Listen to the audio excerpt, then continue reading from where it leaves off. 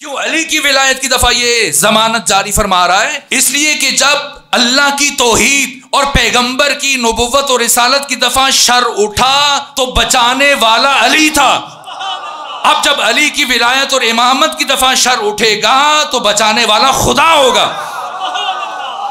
اس لیے فرمایا واللہ یعصمک من الناس، اور ان اللہ لا یہدی القوم الکافرین، اللہ کافروں کی ہدایت نہیں کرتا۔ یہاں کافر سے مراد کون ہے؟ معجم الاوسط میں امام طبرانی نے یہ روایت بیان کی، اور باقی کتب میں، کتب اہل تسنن میں بھی یہ روایت موجود ہے، کتب اہل تشیع میں تو ہے ہی ہے۔ پیغمبر گرامی اسلام کا ایک صحابی ہے اور وہ آپ کی خدمت میں حاضر ہوا اور کہا یا رسول اللہ، آپ ہر روز علی ابن ابی طالب کی کوئی نہ کوئی فضیلت بیان کرتے ہیں، ان کی شان میں کچھ نہ کچھ حدیث بیان کرتے ہیں، لیکن میں ایک روحی طور پر ایک مشکل میں مبتلا ہوں، اور وہ مشکل یہ ہے کہ میں کبھی کبھی اپنے دل میں علی ابن ابی طالب کے لیے کینہ محسوس کرتا ہوں، بغض محسوس کرتا ہوں، دشمنی اور عداوت محسوس کرتا ہوں۔ کبھی کبھی ہوتا ہے آپ عالم کے پاس جائیں یا کسی پیر اور مرشد کے پاس، تو پھر آپ اس کی طرف دیکھ کے بات نہیں کر پاتے، بلکہ بات ایسی ہوتی ہے شرم کی وجہ سے آپ دیکھتے نیچے ہیں، بات کر رہے ہوتے ہیں۔ تو اسی طرح سے رسول اسلام کے اس جوان صحابی نے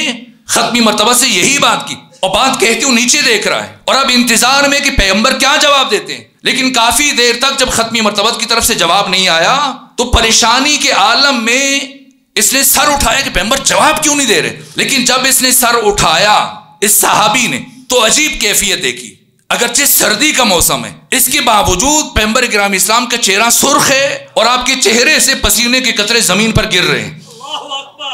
صحابی پریشان ہوا ربیہ کہ شاید میں نے ایسی بات کہہ دی جس سے ختمی مرتبہ کو دکھ ہوا اور وہ مجھ سے ناراض ہو گئے۔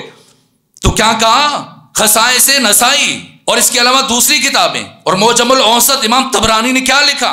کہا کہ اس نے ہاتھ جوڑے اور کہا یا رسول اللہ مجھ سے غلطی ہو گئی، آپ مجھے معاف کر دیں۔ لیکن غلطی کے اعتراف کے باوجود ختمی مرتبہ خاموش ہے۔ اب صحابی پریشان ہے اور سوچ میں بیٹھا ہے، سمجھ رہا ہے کہ بات غلطی سے بڑھ گئی ہے، اس لیے کہا یا رسول اللہ مجھ سے گناہ ہوا، آپ اللہ کے نبی ہیں، مجھے معاف کر دیجئے۔ لیکن اعتراف گناہ کے باوجود ختمی مرتبہ خاموش ہے۔ اب صحابی کی پریشانی اور بڑھی، اور کچھ سوچنے کے بعد جب کچھ سمجھ میں نہ آیا تو کہا یا رسول اللہ ہاتھ بڑھائیے، میں آپ کے ہاتھ پر دوبارہ اسلام کی بیعت کرتا ہوں۔